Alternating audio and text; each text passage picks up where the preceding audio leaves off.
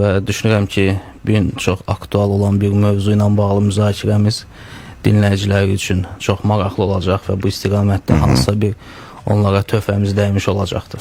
Deyirəm ki, belə bir uzun təqdimat edilən insan elə əlbəttə ki, məncə səliqəli geyinməlidir. Çox gözəl görünür yeri gəlmişkən. Və düşünürəm ki, bu dəfə növbəti təqdim edib biraz daha qısaldacağım. Amma ki, əlbəttə ki, işinizdir, vəzifənizdir, işinizdir, peşəkarsınız bu işdə və ona görə də sizi dəvət eləmişik. Çox sağ olun ki, qəbul etmişsiniz dəvətimizi. Daşınmaz əmlakın dövlət kadastrı və reyestri sahəsində rəqəmsallaşma ilə bağlı hansı istiqamətlərdə tədbirlər həyata keçirilir? Gəlin bundan başlayaq. Təşəkkür edirəm ilk sual üçün. İcazənizlə ilk öncə mən istərdim ki, ümumiyyətlə rəqəmsallaşma ilə bağlı nəinki daşınmaz əmlak sahəsində, ölkə səviyyəsində həyata keçirilən ölkə başçısı tərəfindən verilmiş bəzi fərman və sərəncamlarla bağlı qeyd etmək istərdim. Çünki təşkilat tərəfindən həyata keçirilən hər bir tədbirlər Cənab Prezidentin müvafiq və sərəncamlarına uyğun olaraq həyata keçirilir və Cənab Prezident tərəfindən həm 2022-2026-cı illər üzrə sosial-iqtisadi inkişaf strategiyasında, eyni zamanda da xüsusilə ötən il rəqəmsallaşma ilə bağlı yadda qalan və xüsusi, belə deyək də, mühüm əhəmiyyət kəsb edən fərmanlar var ki, bunları qeyd etmək istərdim ki, həm rəqəmsal inkişaf konsepsiyası təsdiq olundu ölkə üzrə.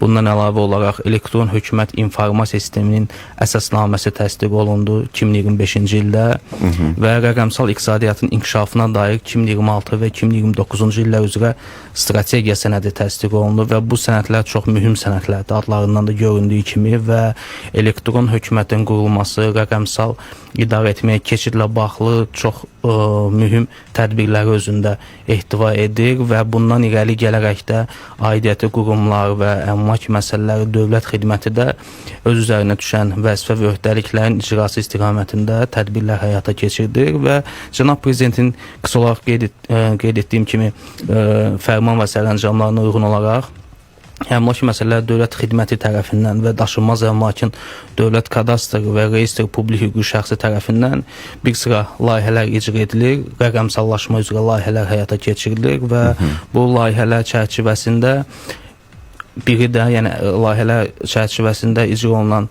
tədbirlərdən ən mühümlərindən biri də qeyd etdiyiniz kimi dövlət xidmətlərinin tam elektronlaşdırılmasıdır və dövlət xidmətlərinin tam elektronlaşdırılması ilə bağlı son illərdə davamlı şəkildə qeyri-elektron şəkildə təqdim olunan xidmətlərin elektron müstəviyə keçirilməsi təmin edilmişdir. Qısa olaraq, statistik olaraq qeyd etmək istəyərdim. Düşünürəm ki, dinləyicilərimiz üçün maraqlı olar. Bugünə 41 elektron xidmət artıq vətəndaşların, eyni zamanda da hüquqi şəxslərin sahibkarlıq subyektlərinin istifadəsinə verilmişdir. 41 xidmətdən 9-u ötən il 2025-ci ildə istifadə verilən xidmətlərdəndir. Bu istiqamətdə çox geniş məlumat vermək mümkündür. Mən ümumiyyətlə qeyd etmək istəyərdim ki, kadastr və reyestr fəaliyyəti ilə bağlı bir kiçik bir giriş vermək istəyərdim. Dinləyicilərimiz üçün daha aydın olsun. Daşınmaz əmlakın dövlət kadastr və reyestri ölkədə mövcud olan torpaq və torpaq sahəsində mövcud olan tikililərin daşınmaz əmlakın dövlət reyestrində qeydiyyatını və kadastr uçotuna alınmasını təmin edir və məlumdur ki, hər bir daşınmaz əmlakın üzərində mülkiyyət hüququnun qeydiyyatı çox mühüm, vacib əhəmiyyət kəsb edir onun mülkiyyətçisi üçün və bunun üçün təbii ki, qanunvericilikdə tələb olunan sənədlər var, həm reyestr haqqında qanunda öz əksini tapan sənədlər var, həm Cənab Prezidentin 439 nömrəli fərmanında qeyd olunan sənədlər var ki, bu sənədləri təqdim etməklə vətəndaşlarımız onlara məxsus olan daşınmaz əmlaklar üzərində mülkiyyət hüquqlarını qeydiyyatdan keçirdib çıxarış əldə etməlidir və bunun üçün təbii ki, həm kadastr reyestri publik hüquqi şəxsin ərazi idarələri fəaliyyət göstərir, həm də ki, asan xidmət mərkəzlərində bu xidmətlər vətəndaşlara təqdim olunur. Eyni zamanda dövrün tələblərinə uyğun olaraq və vətəndaş məmnunluğunun təmin edilməsi üçün və rəqəmsal hökumətin formalaşmasına töhfə verilməsi üçün təbii ki, həmin xidmətlərin qeyri-elektron forma ilə yanaşı, həm də elektron müstəvidə vətəndaşlara təqdim edilməsi üçün elektronlaşma tədbirləri həyata keçirilir. Mən icazənizlə Buyurun. bir neçə xidmətlər barədə məlumat vermək istərdim. Məlum olduğu kimi daşınmaz əmlak üzərində hüquqların qeydiyyatı ən vacib xidmətlərdən biridir. Mülkiyyət hüquqlarının qeydiyyatı xidməti və ən çox müraciət olunan xidmətlərdən biridir və bu xidmətə müraciət edilməsi üçün sənədlər kağız əsaslarla təqdim olunurdu. Amma bugün artıq belə deyək bir sıra istiqamətdə mülkiyyət hüquqlarının qeydiyyatı üçün sənədlərin kağız əsaslarla xidmət bölmələrinə yaxınlaşaraq təqdim edilməsinə artıq ehtiyac yoxdur.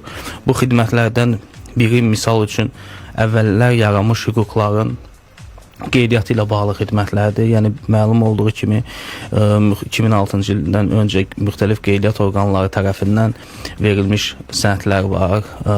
Daha aydın olsun deyə mən qeyd etmək istəyirəm, xüsusilə Dövlət Torpaq və Xəritə Çəkmə Komitəsi tərəfindən ləğv edilmiş Dövlət Torpaq və Xəritə Çəkmə Komitəsi tərəfindən torpaq sahələrinin üzərində mülkiyyət hüququna dair şəhadətnamələr vətəndaşlara təqdim edilmişdir və bu şəhadətnamələr təqdim etməklə daşınmaz əmlakın dövlət reyestrinə qeydiyyatı apararaq çıxarış əldə etmək üçün artıq qeyd etdiyim kimi elektron formada İqtisadiyyat Nazirliyinin e-servis ekonomi Qovaz saytına daxil olmaqla müraciət etmək mümkündür. Biraz sonra bu portaldan istifadə qaydalarına bağlı daha detallı məlumat verə Biz danışacağıq. Onsuz da bax təşəkkür edirik ki, geniş və aydın şəkildə bizə məlumatları çatdırırsınız elə ilk dəqiqələrdən, amma elə bir məqamlar olacaq ki, biz bəlkə də yenidən qayıda bilərik hər bir suala və yaxud təkrar bəzi suallar bir-birinə yansıya da, oxşaya da bilər. Yavaş-yavaş biz açırıq mövzunu. Dinləyicilər də yeri gəlmişkən onlar da sualları olsa 055-203-1103 WhatsApp nömrəsinə yaza bilərlər. Nə qeydlər var idisə apardınız müəyyən qədər. Bax, sualımız həm də ondan ibarətdir ki, daşınmaz əmlakın dövlət kadastrı və reyestri sahəsində hansı informasiya sistemləri mövcuddur? Çox vacib bir məqama toxundunuz. Təbii ki, informasiya sistemləri olmadan elektron xidmətlərin göstərilməsi mümkün deyil. Bunun üçün təbii ki, ilk öncə informasiya sistemləri lazımi səviyyədə olmalıdır ki, elektron xidmətləri də o sistemlər üzərindən təqdim edilməsi mümkün olsun. Bir sıra informasiya sistemləri var. Mən çox vaxt almadan əsas sistemlər haqqında məlumat vermək istəyirəm. Daşınmaz əmlakın dövlət reyestri mövcud qanunvericiliyə əsasən həm elektron, həm kağız üzərində aparılır. Yəni hər bir şəxsin mülkiyyəti, icarəsi, istifadə hüququ və digər hüquqları daşınmaz əmlakın qeydiyyatı idarələrində həm kağız üzərində aparılır, həm də ki elektron müstəvidə. Kağız üzərində dediyim, yəni qeydiyyat kitabları var, bildiyimiz, yəni yazılı şəkildə aparılır, kimin hansı mülkiyyətləri var, hansı istifadə hüquqları var, hansı daşınmaz əmlak üzərində. Eyni zamanda da eyni proses elektron müstəvidə daşınmaz əmlakın dövlət reyestrinə dair müvafiq informasiya sistemində aparılır ki, paralel şəkildə aparılır və bu sistem özündə bütün ölkədə qeydiyyatdan keçmiş bütün daşınmaz əmlaklara dair onların texniki məlumatları, onların üzərində qeydiyyat almış bütün hüquqlar, hüquqları qeydiyyat almış bütün şəxslər haqqında məlumatları öz məlumat bazasında toplayır və təbii ki də hər gündə bu istiqamətdə gedən qeydiyyat prosesi zamanında məlumatlar həm sistemə daxil edilir, müvafiq dəyişikliklər edilir və yaxud da hüquqlar ləğv edildiyi zaman hüquqların ləğvi ilə bağlı müvafiq məlumatlar həm sistemə daxil edilir. Bundan əlavə olaraq kadastr məlumat bazası mövcuddur ki, coğrafi informasiya sistemi olaraq xəritə üzərində hər bir qeydiyyatdan keçən daşınmaz əmlakların koordinat məlumatları və onların digər kəmiyyət və keyfiyyət göstəriciləri həmin kadastr məlumat bazasında mövcuddur.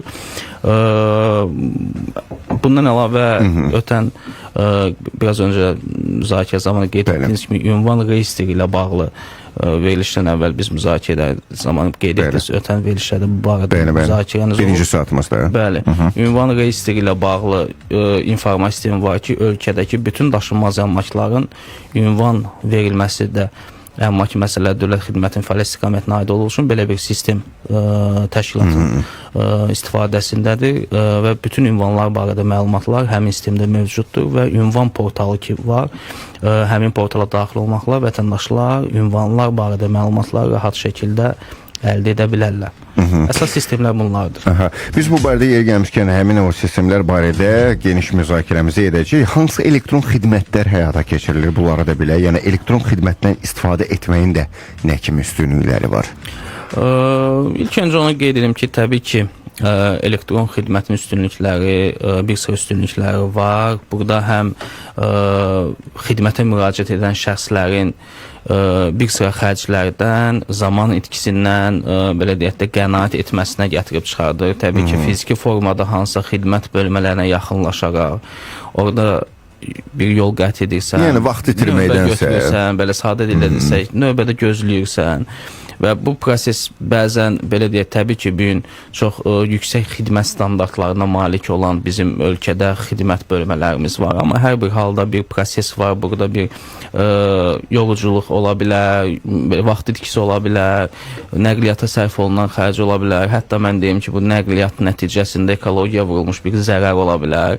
Ola bilər, yox, mövcuddur. Və bu rəqəmsallaşma bütün bu halları aradan qaldıraraq, olduğum məkandan 7-24 dünyanın istənilən yerindən Azərbaycan Respublikasında mövcud olan daşınmaz əmlakla bağlı qeyd etdiyim kadastr və reyestr xidmətlərini əldə etmək imkanı yaradır. Yəni artıq əmlak sahibi heç yerə getmədən, vaxt itkisi etmədən olduğu nöqtədən onlayn şəkildə bu. Təbii ki, müasir dövrə də uyğunlaşırıq. Necə ki, bütün sahələrdə artıq getdikcə belə olduğu kimi bu sahədə də belədir.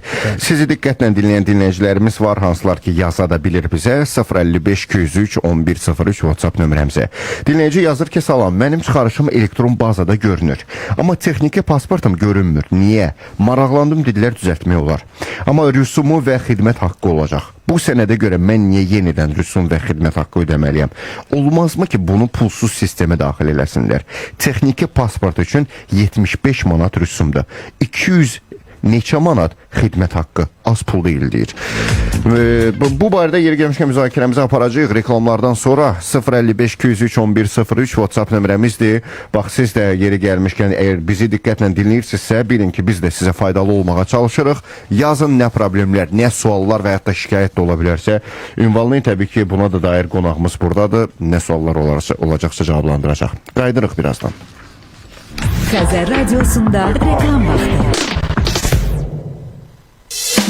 Trior fermeri sevindirmək üçün mövsümü gözləməz. Solis NT75 Bax traktoru və Maskio Gaspardo Chiara 200 çöp toxrayanı indi birlikdə 500 AZN endirimlə. Ətraflı məlumat üçün 858-ə zəng et.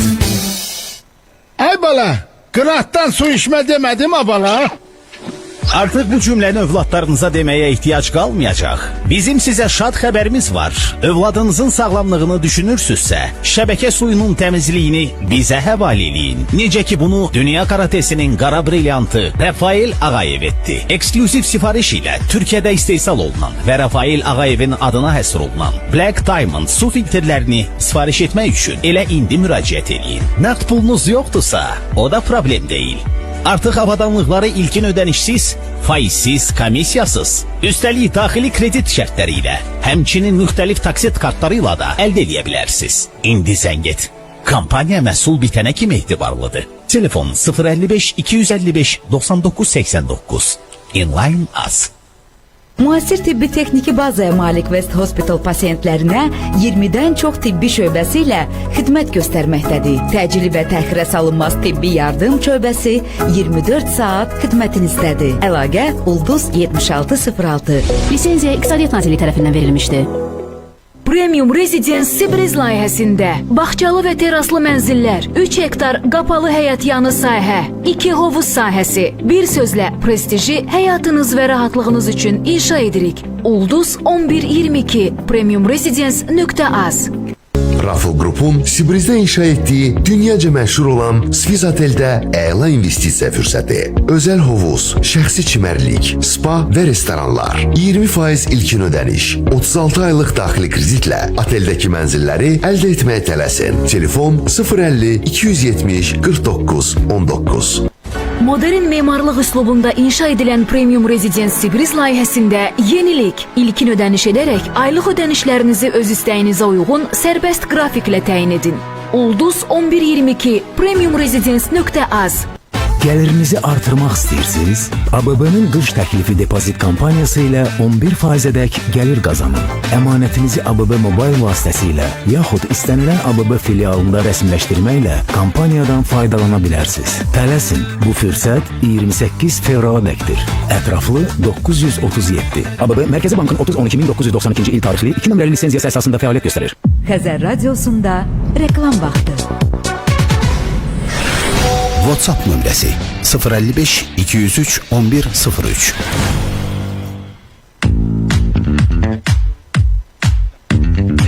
Biz qayıtdıq, Özəl Evin proqramı davam edir əziz dinləyicilər və bir daha sizə xatırladım ki, proqramımızın ikinci saatında biz elektron əmlak xidmətlərindən danışırıq və qonağımız Daşınmaz Əmlak Dövlət Kadastr və Reyestr Publik Hüquqi Şəxsin Təhlil, İnnovasiyalar və Layihələrin İdarə Edilməsi Departamentinin direktoru Rəşad Əbil Həsənovdur.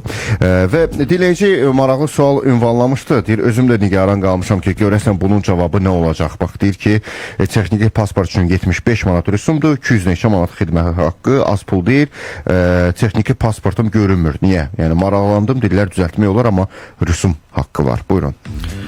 Təşəkkür edirəm dinləyicimiz üçün, sual üçün. Təbii ki, hər bir sualın cavabı ola bilsin ki, bir sıra dinləyicimizdə bu sual vardı. Biz bir neçə, belə deyək də, dinləyicimizin sualını cavablandırmış olacaq bu sual üzərindən. Məsələ nədir? Məsələ ondan ibarətdir ki, rəqəmsallaşmaya keçid edildikdən sonra verilən texniki sənədlərin verilməsi sahəsində rəqəmsallara keçirildikdən sonra verilən sənədlər yalnız elektron formada tərtib edilərək, elektron imza ilə təsdiq edilərək, elektron üsulla hüquq sahiblərinə təqdim edilir. Ondan həmin dövrdə əgər elektron sənəd əldə edilibsə, sistemdə, portalda görsənmirsə, bununla bağlı təbii ki, həm İqtisadiyyat Nazirliyinin Çağrı Mərkəzinə, həm də xidmət bölmələrine müraciət edərək sistemdə bu kimi hansısa bir xüsusi xəta varsa, bu təbii ki, aradan qalxmalıdır və qalxacaqdır. Bu portalda görünməməsi kimin günahıdır? Məsələ ondan ibarətdir ki, bu kimi şikayətlər demək olar rast gəlinmir. Bəlkə də indi texniki məsələdir, hansısa bir haldan ola bilər, xüsusi araşdırma tələb olunur, amma düşünmürəm ki, bu rəqəmsallaşma dövründə, yəni texniki sənədlə elektron formada verilən dövrdə verilmiş bir sənəddir ki, portalda görünmür. Bu çox güman ki, dinləyicimizin əlində olan sənəd, texniki sənəd elektron texniki pasportların köhnə texniki pasportlardan öncə verilən, kağız formada verilən texniki pasportlardır ki, onlar heç biri, yəni hal-hazırda elektron müstəvidə görünmür və onun elektron müstəviyə keçirilməsi üçün, yəni əlində olan kağız sənəddə elektron sənədlə eyni hüquqi statusa malikdir. Burada heç bir düşünürəm ki, narahatçılığa bir səbəb yoxdur, portalda görünməməsi. Lakin təkrar texniki pasportun alınması üçün Tariflər Şurasının müəyyən etdiyi müvafiq belə deyək, ödənişlər var ki, vətəndaş öz sənədin elektron müstəviyə keçirilmək üçün o tariflərə uyğun olaraq müvafiq ödənişləri həyata keçirməlidir. Lakin çıxarışlarda əvvəlki dövrdə verilən çıxarış məlumatları mövzu informasiya sistemlərində rəqəmsal dat olaraq, rəqəmsal məlumat olaraq mövcud olduğu üçün kağız formada verilmiş çıxarışlar hal-hazırda hamısı rəqəmsallaşıb. Yəni, bəzən, bəlkə bizi dinləyən dinləyicilərimiz var, onların əllərində kağız çıxarışlardır, yəni üzərində kağız olmayan, köhnə əvvəlki dövrdə alınmış çıxarışlar, onların çıxarışları elektronlaşıb. Onlar İqtisadiyyat Nazirliyinin elektron xidmətlər portalına daxil olaraq elektron çıxarışın yoxlanması bölməsində əllərində olan kağız çıxarışdakı qeydiyyat nömrəsi və makin reyestr nömrəsini daxil edərək elektron çıxarışlarını görə bilərlər. Və bundan əlavə xüsusilə mən qeyd etmək istəyirəm ki, həm texniki sənədləri, texniki pasport sənədləri, həm torpaq sahəsinin plan və ölçü sənədləri, həm də elektron çıxarışlar kimlərdə ki, elektron formadadır, onlar hal-hazırda çox istifadə olunan mobil tətbiq olan MyGov mobil tətbiqinə, yəni MyGov mobil tətbiqi elektron hökumət informasiya sisteminə aid olan, elektron hökumətə aid olan mobil tətbiqdir. Həmin MyGov mobil tətbiqinə daxil olaraq şəxsi kabinetlərində əmlak barədə məlumatlarda həmin sənədlərini hər zaman əldə edə bilərlər. Yəni, artıq haradasa o sənədləri axtarmağa ehtiyac yoxdur. Əgər sənəd elektrondusa, MyGov-dan hər zaman istədikləri zaman sənədi müvafiq bölməyə daxil olaraq əldə edə bilərlər, çap edə bilərlər, elektron formada aidiyyəti üzrə göndərə də bilərlər. Yəni ümumi məlumat verə biləcəyim məsələlər budur qısa olaraq. Yenə də təbii ki, bundan sonra artıq kimlər ki elektron sənədlər əldə edirlər, onların məlumatları portallarda görünür və görünəcəkdir. Texniki çox nadir bəlkə hal ola bilər. Təbii ki, bununla da bağlı bizim çağrı mərkəzinə müraciət edib ən qısa müddətdə texniki məsələni aradan qaldıra bilərlər, amma belə bir hallara rast gəlinmir. Və o rüsum məsələsi 200 neçə manat sizə görə də çox pul deyil, yəni yox, az pul deyil, yoxsa çox pul, necə düşünürsünüz? Sual biraz belə deyək də cavab verə bilməyəcəm, çoxdur, azdır. Tariflər Şurası tərəfindən təsdiq olunan xidmət haqqılardır. Siz bilirsiniz ki, bir daşınmaz əmlakın dövlət kadastri və reyestri publik şəxsin ərazi idarələri özünü maliyyələşdirmə prinsipi əsasında işləyir. Yəni əldə etdikləri xidmət haqqıdan idarənin saxlanılması, qeyd etdiyiniz informasiya sistemlərinin yaradılması, elektron xidmətlərin yaradılması, həmin xidmət üzrə çəkilən xərclər və sair xərclər hamısı o tarif üzərindən gələn xidmət haqqıları əsasında həyata keçirilir. Deməli, dinləyicimiz yazıb, salam, mən bağın kupçasını, yəni neçə aya dəyişə bilərəm? Rüstəm adlı dinləyici yazıb, çox güman ki, köhnə bağ çıxarışı elektron eləmək istəyir. Müddəti soruşur, yəni neçə günə, neçə vaxta? Tək çıxarış olacaqsa, qeydiyyata alınmış daşınmaz əmlaksa 1-3-5 gün ərzində qeydiyyatı mümkündür. Əgər təbii ki, ilkin qeydiyyatdırsa, bu hissədə 5, 10 və 15 iş günü ərzində olacaq. Çünki ilkin qeydiyyat zamanı məlumatlar sistemə daxil edilməsi prosedur tam başqadır. Yəni həm texniki məlumatlar əldə olunur, həm texniki pasport verilir, bəli, həm çıxarış verilir. Amma artıq qeydiyyat olunubsa, təkrar qeydiyyatsa və tək çıxarışa müraciət edirsə, bir iş gün ərzində də çıxarışını dəyişib yeni çıxarış əldə edə bilər. 055-203-1103 WhatsApp nömrəmiz də dinləyicilər, siz də digər dinləyicilər kimi biz hər hansı bir sualınız olsa təbii ki ünvanlaya bilərsiniz. Bu şikayətiniz də ola bilər, sualınız da ola bilər, fikriniz də ola bilər. Elə zaman ola bilər ki, bəzən təbii ki mənim fikrimlə razılaşmaya bilərsiniz və yaxud qonağımızın fikri ilə bildirin, rahat olun, bilin ki Xəzər FM-də bax məhz Özəl Evin proqramı sizin üçün çalışır. Söhbətimizə davam eləyək. Əsasən qalmışdıq hansı elektron xidmətlər həyata keçirilir. Bu barədə qonağımız bizi məlumatlandırdı. Bir də sual yarandı ki, bax, elektron xidmətlər İqtisadiyyat Nazirliyinin saytında cəmləşdirilib. Bu nə ilə bağlıdır? Deməli, elektron xidmətlər həm İqtisadiyyat Nazirliyinin web saytında, internet saytında, elektron xidmətlər portalında mövcuddur. Həm eyni zamanda da elektron hökumət portalında, yəni e-gov web saytında mövcuddur. Əmlak Məsələləri Dövlət Xidməti İqtisadiyyat Nazirliyinin tabeliyində fəaliyyət göstərən bir mərkəzi icra hakimiyyəti orqanı olaraq bütün ona məxsus olan, yəni quruma məxsus olan bütün xidmətlər İqtisadiyyat Nazirliyinin vahid xidmətlər portalında mövcuddur. Bu həm mərkəzləşdirilmiş idarəetməni təmin edir elektron xidmətlər üzərində, həm istifadəçi rahatlığını təmin edir. O portala daxil olduğu halda istifadəçi elektron xidmətdən istifadə etmək istəyən şəxs orada qurumların adlarını görə bilir. Dövlət Vergi Xidməti, Əmlak Məsələləri Dövlət Xidməti və s. və təbii ki, Əmlak Məsələləri Dövlət Xidmətinə daxil olduqda artıq əmlakla bağlı olan İqtisadiyyat Nazirliyinin təqdim etdiyi xidmətlərə əlçatanlığı təmin edir. Bu həm texniki standartlaşma baxımından, həm belə deyək, məlumat mübadiləsinin sadələşməsi baxımından vahid portalda yerləşməsi, İqtisadiyyat Nazirliyinin vahid portalda yerləşməsi belə deyək, məqsədə uyğun hesab edilib və bu səbəbdən də vahid portal üzərindən təqdim edilir. Ödənişlər eyni tariflər üzrədir, yoxsa bu zaman hansı güzəştlər nəzərdə tutulub? Yəni elektron xidmətdən istifadədən danışırıq.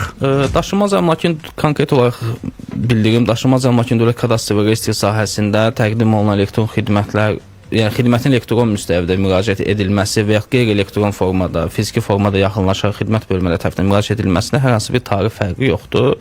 Sadəcə olaraq biraz ilk öncə çıxışımda qeyd etdiyim kimi vətəndaşın vaxt və digər xərclər ki, həmin xidmətə müraciət etmək üçün fiziki formada etdiyi xərclər aradan qalxmış olur. Yəni nəqliyyat xərcləridir, vaxt itkisidir. Bu kimi xərcləri nəzərə alsaq, o aradan qalxmış olur. Amma sırf xidmətlə bağlı müəyyən edilmiş rüsum və dövlət xidmət haqqıları məbləğində güzəştlər yoxdur. Amma elektronlaşma sahəsində yox, məlumat üçün qeyd etmək istəyərdim ki, bir sıra istiqamətlərdə, tariflərdə, xidmət haqqı tariflərində güzəştlər var. Bu həm kənd təsərrüfatı təyinatlı torpaq sahələri üzrə müvafiq xidmətlərdə müəyyən güzəştlər var. Bu kənd təsərrüfatının inkişafı ilə bağlı olan bir yanaşmadır. Bundan əlavə eyni zamanda da sənaye və digər istehsal təyinatlı torpaq sahələri üzrə müvafiq xidmət haqqı məbləğlərində azalma mövcuddur. Bu azalmalar 2023-cü ildə Tariflər Şurası tərəfindən təsdiq olmuş yeni qərarda öz əksini tapmışdır. Eyni zamanda şəhid ailələri, hərbi əməliyyatlar nəticəsində əldə olmuş hərbi qulluqçu və mülki şəxslər üçün xidmət haqqı məbləğlərinə 50%, dövlət rüsumlarının isə tam azad olma nəzərdə tutulmuşdur və bunun kimi bir işğaldan azad edilmiş regionlarda xüsusilə 50% güzəş var xidmət haqqı tariflərinə. Yəni bu kimi güzəşlərimiz var. Tariflər Şurasının qərarına tanış olub, daha belə deyək də detallı, daha dəqiq məlumatları hər bir vətəndaşımız əldə edə bilər.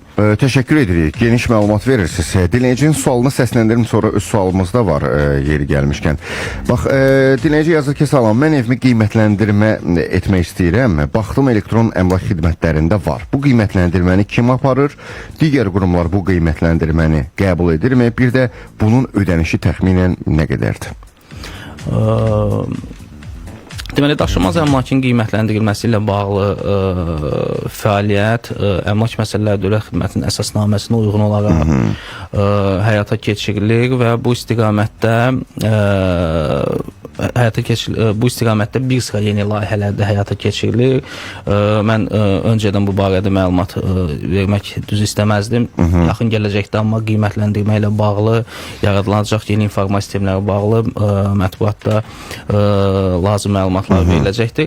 Gəldikdə konkret olaraq suala, daşınmaz əmlakın qiymətləndirilməsi ilə bağlı digər qurumlar, daşınmaz əmlakın dövlət kadastri və reyestri publik hüquqi şəxsin ərazi idarələrində fəaliyyət göstərən qiymətləndiricilər, mütəxəssislər tərəfindən həyata keçirilir. Beynəlxalq standartlara uyğun olaraq və yerli milli qiymətləndirmə standartlarına uyğun olaraq satışların müqayisəsi, gəlir və xərc yanaşmaları əsasında, metodologiyalar əsasında bazar dəyəri müəyyən edilir və təqdim olunan qiymətləndirmə ilə bağlı hesabatlar, arayışlar təbii ki, vətəndaş aidiyyəti qurumlara təqdim edərək bununla bağlı prosedurları həyata keçirdə bilər. Bu istiqamətdə hansısa qurumlar tərəfindən ümumiyyətlə qiymətləndirmə fəaliyyətləri haqqında qanuna əsasən qiymətləndirici müstəqil olmalıdır.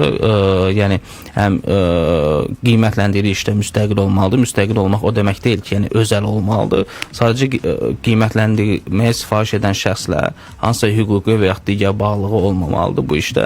Ona görə dövlət əmlakı istisna olmaqla digər mülkiyyət növləri üzrə əmlakların qiymətləndirilməsi Əmlak Məsələləri Dövlət Xidmət tərəfindən aparılır. Ödəniş təxminən nə qədərdir deyə bilirik, yoxsa? Ümumiyyətlə qiymətləndirmə ilə bağlı xidmət haqqı tariflərlə tənzimlənmir. Bu asılıdır daşınmaz əmlakın qiymətləndirilməsi ilə bağlı sərf ediləcək müddətə və daşınmaz əmlakın yerləşdiyi coğrafi mövqeyə, onun sahəsinə, onun növünə, yəni bildiğimiz mənzil ola bilər, əmlak kompleksi ola bilər və s. Eyni zamanda da tətbiq ediləcək metodlara. Xidmət haqqı həm özəl sektorda bu cür tənzimlənir, həm dövlət sektorunda bu cür tənzimlənir, həm beynəlxalq təcrübədə bu cür minimal qiymət hər hansı biri varmı? Yəni ərazidən, məsələn, yerindən asılı olmayaraq, bax, bu qiymətdən başlayır hər halda, var elə bir düşünürəm ki, minimal qiymət ola bilər tək torpaq sahəsi, kiçik bir sahəli bir torpaq sahəsinin dəyər qiymətləndirməli olar. 60 manat civarından başlaya bilər. 055-203-1103 WhatsApp nömrəmizi siz də qeyd eləyin, əgər yoxdursa və bilin ki, bax, mövzumuza dair suallarınızı rahatlıqla ünvanlaya bilərsiniz. Bunu daimi dinləyicilərimiz bilir, yeni dinləyicilərə də, qoşulan dinləyicilərə də xəbərdar elədim. Deməli, əvvəllə bax, elektron xidmətlərdən istifadə edərkən ödənişlər eyni tariflər üzrədir, yoxsa yox? Bu barədə biz danışdıq və yetəri qədər anladıq ki, bəli, var. Hətta 50%-ə qədər güzəştlər də var. Yəni, xüsusi təbii ki, vətəndaşlarımıza. Əvvəllər elektron xidmətlər vasitəsilə əldə olunan sənədləri bəzi dövlət qurumları qəbul eləmirdi. İndi belə problemlər yaşanır elə də. Düşünmürəm ki, hal-hazırda belə bir problem yaranır. Çünki artıq 2018-ci ildən uzun müddət keçib, uzun dövrdür ki, artıq çıxarışlar elektron formada verilir. Artıq bundan əlaqədar olaraq ümumiyyətlə elektron çıxarışların qəbul etməmək kimi, ümumiyyətlə elektron çıxarışların tələb olunması məsələlərin aradan qaldırılması üçün elektron hökumət üzərindən aidiyyatı dövlət qurumları ilə əmlak məsələləri dövlət xidməti və daşınmaz əmlakın dövlət kadastr reysi publik hüquqi şəxs tərəfindən məlumat mübadiləsinin inteqrasiya təşkil edilmişdir.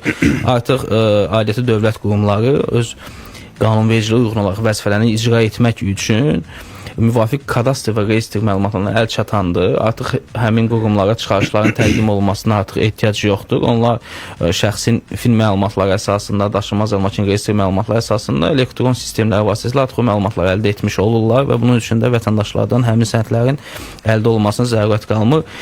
Deməzdim ki, yəni bütün dövlət qurumları hal-hazırda bu imkanlara malikdir. Çünki biz davamlı bu prosesləri həyata keçirdirik. Məsəl üçün ötən il Qida Təhlükəsizliyi Agentliyi ilə bərpa olunan enerji mənbələri Dövlət Agentliyi ilə bu inteqrasiyalar təşkil edilmişdir. Ümumiyyətlə qeyd edim ki, Dövlət Şəhər Salma və Arxitektura Komitəsi ilə, Fövqəladə Hallar Nazirliyi ilə, Kənd Təsərrüfatı Nazirliyi ilə, Ədliyyə Nazirliyi ilə və adlarını sadalaya bilərəm, bir sıra mərkəzi icra hakimiyyətləri orqanları ilə qeyd etdiyim bu reyestrdən çıxarışa dair məlumatların inteqrasiyası təmin edilib. Yəni artıq vətəndaşlarımız düşünürəm ki, bu hissədə bir çətinlik çəkməməlidirlər və rahat şəkildə belə deyək də öz müraciətlərini həmin qurumlara edə bilərlər. Çünki həmin qurumlar artıq o məlumatları elektron müstəvidə əldə edə bilirlər. Sizi dinləyən bir dinləyici yazıb ki, salam, mən keçən ilin mart ayında notarial kontorların birində alqı-satqı eləmişəm. Aldığım evin çıxarışına görə 200 neçə manat rüsum pul istədilər. Düzü mən də əsəbləşdim ki, bu qiymətə rüsum olmaz. Nəsə deyir, götürmədim çıxarışa. İndi çıxarışı nə vaxt getsəm ala bilərəm həmin notariusdan. Özü 84-84 nömrəli dinləyicimiz yazıb, hələ nömrənin əvvəlini demirəm. Amma onun yerində olsun 200 manat mənim üçün nə idi ki? Bax, bu nömrə ilə yazırsa bizə. Bax, yəni deyir ki, 200 neçə manat rüsum pulu istəyiblər. Yəni artıq məncə ikinci dinləyicidir ki, bilir ki, bax, bu qiymətlər bir balaca çoxdur da. Rüsum çıxarışı ümumiyyətlə neçədir? 50 manat olmalıdır da, yox? Mən düşünmürəm ki, bu xidmət haqqı nəzərdə tutulmuş qanunvericilikdə 15 iş günü müddətində tək çıxarış üçündür. Böyük ehtimal orada ərizənin icrasının sürətləndirilməsi ilə bağlı texniki sənəd də həmçinin texniki sənəd də mövcud ola bilər və bundan əlavə olaraq da sənədin icrasının 5 iş günü ərzində sürətlənməklə verilməsi ilə bağlı olur və bu da Tariflər Şurasında sənədin icra müddəti tezləşdirilməsi xahiş olunursa müraciət edən şəxsən tarif xidmət haqqının artmasına səbəb olur və ümumilikdə belə deyək, sualın ikinci hissəsinə gəldikdə isə mən götürmədim çıxarışı. İndi çıxarışı nə vaxt getsin? İstənilən vaxt götürülə bilər. Bunun üçün notariusa getməyə ehtiyac yoxdur. Bayaq qeyd etdiyim elektron xidmətlər vasitəsilə onlayn ödəniş edərək ona həmin vətəndaşımıza çıxarışın linki həm SMS vasitəsilə daxil olacaq. Eyni zamanda da qeyd etdiyim MyGov mobil tətbiqinə daxil olaraq oradan əldə edə bilər. Yəni istənilən vaxt götürə bilər. Bu müddətə münasibətdə hər hansı bir əlavə xidmət haqqının üzərinə gəlir. Burada bir sual yaran, ödəniş üçün hara daxil olsun? Ödəniş üçün həm İqtisadiyyat Nazirliyinin biraz öncə qeyd etdiyim elektron xidmətlər portalında xidmət haqqının ödənilməsi ilə bağlı bölməyə daxil olub ödəniş edə bilər. Eyni zamanda da hər kəsin düşünürəm ki, bir istifadə etdiyi banklara aid mobil tətbiqlər var telefonlarımızda və həmin müştərisi olduğu bankın mobil tətbiqinə daxil olmaqla orada hökumət ödənişlərində əmlak məsələləri dövlət xidməti üzrə daxil olub, ona aid olan sənədin nömrəsini qeyd etməklə öz kart hesablarından xidmət haqqını ödəyə bilərlər. Yəni çox rahat şəkildə. Eyni zamanda da bildiyimiz ödəmə terminalları var marketlərdə və s. Orada da şərait yaradılıb ki, ödənişlər edilsin. Eyni zamanda da bank filiallarında daxil olmaqla, yaxınlaşmaqla orada ödənişlərin edilməsi mümkündür. Yəni bütün ödəniş imkanları vətəndaşlarımız üçün bu istiqamətdə yaradılıb.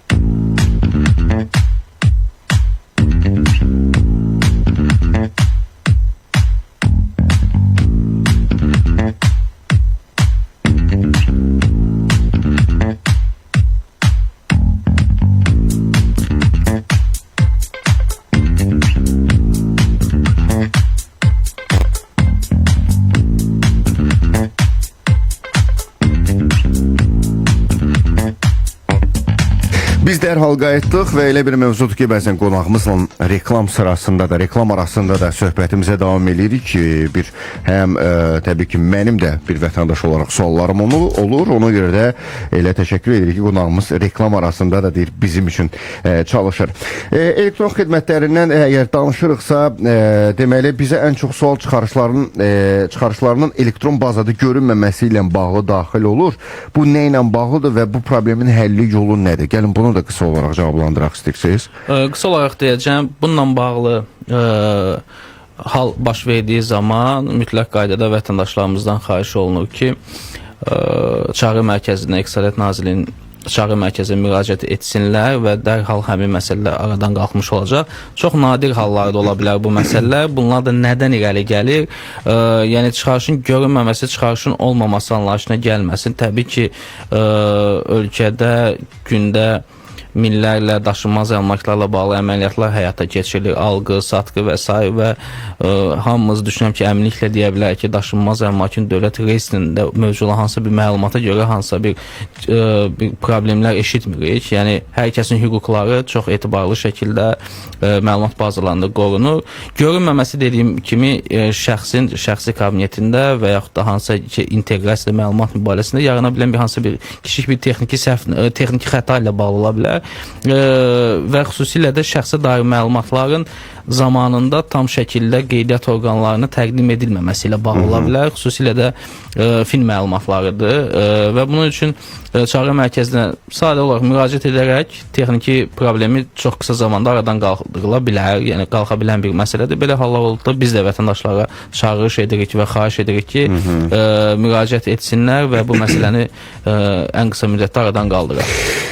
Başqa bir problem əmlakın texniki sənədlərinin, yəni plan ölçü sənədinin ya texniki pasporta elektron variantın olmaması ilə bağlıdır. Bu nə ilə əlaqədardır? Ümumiyyətlə, belə deyək ki, ola bilər dinləyicimiz sualı bu formada təqdim etmək istəyirdi ki... Bu sualımızdır əslində, amma biz də təbii ki, bu dinləyicilərin problemlərinə əsaslanaraq qeyd eləmişik bunu. Yəni, biraz öncə qeyd etdiyim kimi, 2000 artıq 24-cü il fevral ayından etibarən daşınmaz əmlakın texniki pasportu və torpaq sahisinə aid olan torpaq sahəsinin plan və ölçü sənədi tam elektron formada təqdim edilməkdədir. Bugünə kimi 500 mindən çox artıq bu sənədlər, texniki sənədlər tərtib edilərək əmlak sahiblərinə təqdim edilib. Biraz öncə qeyd etdiyim kimi, məsələ ola bilər daha öncəki dövrlərdə verilmiş texniki pasportlar elektron müstəvidə görünmür. Bu görünməyəcək, çünki onlar zamanında kağız əsaslarla verilir və onların elektron müstəviyə keçidi ilə bağlı hər hansı bir qanunvericilikdə proses nəzərdə tutulmuyub və onun üçün də həmin kağız sənədlər elektron sənədlərlə eyni hüquqi statusa malikdir, heç bir narazıçılıq yoxdur. Əgər vətəndaşlar yenə də kağız sənədlərini elektron müstəviyə keçirmək istəyirlərsə, elektron xidmətlər portalımızda da mövcud olan elektron texniki pasportun daşınmaz əmlakın texniki inventarilaşması və texniki pasportun verilməsi xidmətinə onlayn müraciət edib qısa müddət ərzində elektron texniki pasportlarını əldə edə bilərlər. Yəni bu köhnə sənədlərə aiddir. Amma yeni sənədlər artıq qeyd etdiyim kimi 2024-cü ilin fevral ayından bu sənədlər tam elektron müstəvidə təqdim edilir. 055 203 1103 WhatsApp nömrəmizdə əziz dinləyicilər. Daha bir sualımız nədən ibarətdir? Bəzi vətəndaşlarımız kameral bölgü ilə bağlı müraciət edirlər. Yəni onlara deyirlər ki, kameral bölgü ləğv olunub. Bu həqiqətən belədir. Yəni koordinatları bilinən və bölgü sxemi əraziyə gəlinmədən tərtib olunacaq biləcək əmlak üçün kameral bölgü yoxdurmu? Mən suala cavab daha tam aydın olsun dinləyicilərimiz üçün ilk öncə onu qeyd etmək istəyirəm ki, daşınmaz əmlakların bölgüsü ilk öncə həmin daşınmaz əmlakın bölünə bilən və bölünə bilinməyən kateqoriyasına aid olmasını aydınlaşdırmaqla başlayır. Yəni, mülki məcəlləyə əsasən daşınmaz əmlaklar iki qrupa bölünür, bölünə bilən və bölünə bilməyən. Sadə dildə desək, bölünə bilən əmlaklar nədir? Yəni, torpaq sahəsidir. Əgər bölünən hissədən yola iki giriş-çıxış imkanı yaradıla bilirsə, bu bölünə bilir və çox rahat şəkildə bu xidmətə müraciət edib torpaq sahəni hüquq sahibləri bölüb yarısını sata bilər və yaxud da ki, bölüb ayrıca çıxarış alıb bağışlama eləyə bilər və s. və s. Daha sonra misal üçün torpaq sahəsindən fərqli olaraq fərdi yaşayış evləridir ki, bunlar bölünə bilməyən daşınmaz əmlaklar qrupuna əsasən aiddir. Çünki onlar bir dam altındadır və bunların bölünə bilməsi qanunvericiliklə yol verilmir. Bunun əlavə olaraq mənzillərdir ki, misal üçün bəzi mənzillər var ki, köməkçi otaqları vahiddir, yəni mətbəxdir və digər yardımçı otaqlar bir dənədir və o bölündüyü halda digər mənzilə köməkçi otaqlar qalmır və mənzil məcəlləsinə əsasən də hər bir mənzilin formalaşması üçün zəruri olan bir infrastruktur var. Bu olmadığı üçün bölünə bilinmir. Yəni qeyd etdiyim kimi daşınmaz əmlakların bölgüsü ilə bağlı proses ləğv olunmayıb. Sadəcə olaraq daşınmaz əmlakların bölgüsü ilə bağlı müraciət edilən zaman həmin daşınmaz əmlakın bölünə bilinməsi mümkündürsə qanunvericilikdən onunla dair bölgü sxemi təqdim olunur. Bölünə bilinməyən, qeyd etdiyim səbəblərdən bölünə bilinməyən daşınmaz əmlak kateqoriyasına aidsə, onun bölünməsi mümkün deyil. Və bu prosesdə təbii ki, yerli icra hakimiyyəti orqanları tərəfindən də, rayon icra hakimiyyətləri tərəfindən də yenidən qurma, yenidən planlaşdırma ilə bağlı sərəncam əldə etmək üçün əmlak sahibləri aidiyyəti üzrə müraciət edə bilər və bununla bağlı hər hansı bir sərəncam qərar əldə edərsə, həmin qərara əsasən də dövlət reyestrində qeydiyyatın aparılması mümkündür. Sualın ikinci hissəsi var idi, koordinatlarla bağlı məsələ. Torpaq sahəsinin koordinatları çox vacib məqamdır, bugünkü gündə də çox aktual məsələdir. Hər bir ümumiyyətlə əmlak əldə etmək istəyən vətəndaşımızdan, biznes subyektindən xahişimiz odur ki, sahibkarlardan xahişimiz odur ki, torpaq sahəsinin çıxarışını görməklə, torpaq sahəsini naturada ona əmlak sahibi tərəfindən təqdim etməklə kifayətlənməsin. Həmin sənəddə olan koordinatların naturadakı koordinatlara uyğunluğunu mütləq qaydada yoxlasınlar. Bəzən bilərəkdən, bəzən də bilmərəkdən torpaq sahələrinin sənədləri ilə bağlı torpaq sahəsini əldə edəndən sonra əmlak sahibləri, alıcılar problem yaşayırlar və bunun üçün də torpaq sahəsinin koordinatlarının naturada tanıdılması üçün də həm xidmət tam elektronlaşdırılıb, qeyd etdiyim kimi elektron xidmətlər portalına yerləşdirilib, çox rahat şəkildə orada müraciət edə bilərlər. Həm də ki, qeyri-elektron formada. Satıcıdan xahiş etmək lazımdır ki, bu xidmətə müraciət etməklə torpaq sahəsinin koordinatlarını alıcıya yerində göstərsin. Əgər uyğunluq varsa, daha sonra notarial alqı-satqıya geçsinlər. Bir dinləyici yazıb ki, salam, hər vaxtınız xeyir. Vərəsə torpaq məhkəmə yolu ilə naturada bölünüb. Natura bölgüdən sonra çıxarış alınması üçün nə etmək lazımdır və neçə günə çıxarış verilir torpağa? Çalışaq qısa, maksimum qısa cavablanır. Məhkəmə qərarına əsasən, deməli, öhdəlik qoyulur qeydiyyat orqanı üzərinə və öhdəlik hansısa formada qoyulursa, o öhdəlikdən kənar hansısa bir prosesin qeydiyyat orqanı tərəfindən icra edilməsi mümkün deyil. Bu suala dəqiq cavab vermək üçün mütləq qaydada məhkəmə qərarında hakimin qərarı aldığı hissəyə baxmaq lazımdır. Yalnız naturada bölgü məsələsini qoyubsa, bu iş burada kifayətlənir. Hakim yenidən qərar verərsə ki, naturadakı olan bölgüyə əsasən və əlavə olmuş bölgü, təhsil olmuş bölgü sxeminə əsasən hüquqlar da bölünsün və dövlət reyestrində qeydiyyata alınsın. Yalnız bu qərar çıxdıqdan sonra qeydiyyat orqanına icra üçün göndərildikdən sonra, qanun qüvvəsini aldıqdan sonra artıq onun qeydiyyatı məsələsinə baxıla bilər bölgü. Amma bir çox hallarda şahid oluq ki, vətəndaşımıza da elədi, hakim yekunda qərarında naturada bölgü məsələsini qoyur və o proses orada bitir. İkinci bir qərara ehtiyac var burada qeydiyyatla bağlı. Rəşad bəy, bax, konkret bir cavab istəyərəm bu sualımıza. Konkret kameral bölgü varmı? Yəni və kameral bölgü xidmət haqqı neçədir? Sistemdə məsələn 20 manat yazılıb, tarif 20 manat. Burada torpaq sahəsinin inventarlaşmasından da asılıdır. Torpaq sahəsinin ölçüsünə asılı olaraq xidmət haqqı dəyişə bilir. Tariflər Şurasının yeni qeyd etdiyim kimi qərarı ilə yaxından tanış olub. Deməli 2023-cü il 5 nömrəli 31 iyul tarixli qərarı ilə Tariflər Şurasının qərarı hər bir bu xidməti almaq istəyən vətəndaşımızdan xahiş olub ki, yaxından tanış olsunlar. Orada həm daşınmaz əmlakın qeydiyyatı, inventarlaşdırılması və kadastr xidmətləri ilə bağlı tariflər mövcuddur. Yəni naturada bölgü sxemi təqdim edilməsi inventarlaşma işinə görə dəyişə bilir. Konkret sualın cavabı verə bilməyəcək. Yəni kameral bölgü var. Amma kameral bölgü qeyd etdiyim kimi bölünə bilən daşınmaz əmlak üçün, torpaq sahələri üçün mümkündür. Amma bölünə bilinməyən, mümkün məcəlləyə əsasən bölünə bilinməyən daşınmaz əmlaklar üçün mümkün deyil. Yəni bu texniki bir məsələ olduğu üçün müraciət edildiyi halda mühəndislər tərəfindən baxış keçiriləcək və münasibət bildiriləcək. Amma torpaq sahələrdə belə ciddi problem yoxdur. Yəni əgər yola çıxış verilirsə, bölgü zamanı hər iki torpaq iki yerə bölünürsə, yola çıxışı varsa, orada bir problem yoxdur. Əsasən bu problem mənzillərdə, fərdi yaşayış evlərində olur. Soda sağlamlığımızda problem olmasın. Mən bunu hər kəsə arzuluyuram. Heç bir hospitala düşməyək. Amma düşməli də olsaq heç olmasa deyir, yaxşı bizə xidmət göstərən hospitala düşək. O da West Hospital'da əziz dinləyicilər. Tam müasir yeni tibbi texniki bazaya malikdir. 20-dən çox tibbi şöbəsi, təcili və təxirə salınmaz yardım və klinik laboratoriya xidmətləri də var. Müasir standartlara cavab verən rəqəmsal cihazları fəaliyyət göstərir. Tibbi şöbələrdə qeyd elədim sizə. 20-dən çox tibbi şöbəsi ilə sizin xidmətinizdədir. West Hospital qısa nömrə ulduz 7606-dır. Prior Leasing 20-dən çox Azərbaycanda satış nöqtəsi sayəsində texnikaları sizə daha da əl çatan eləyir Prior Leasing və biləsiniz ki, əziz fermlər, Gəncə, Quba, Şəki, Cəlilabad kimi regional mərkəzlərdə Priorun filialları var. 26 at gücündən 223 at gücünə qədər traktorları sizə ən yaxın Prior filialından əldə edə bilərsiniz. 858 qısa nömrə ilə əlaqə saxlayıb ətraflı məlumatı alın. Bu qədər danışandan sonra mənim də təmiz suya ehtiyacım var. Bunun üçün də elə burada da bizim istifadə etdiyimiz inline su filtri var ki, efirdən dərhal sonra inline su filtrindən həmin suyu keçirib rahatlıqla içə biləcəm. Siz də rahat içmək istəyirsinizsə, sağlamlığınızı qorumaq istəyirsinizsə 077 209 1194 nömrəsinə zəng edin. Deyin ki, sizdə ödənişsiz quraşdırılma var ha. Bax, mən də onu istəyirəm. Servis geniş çeşid seçimi ilə inline su filtrləri.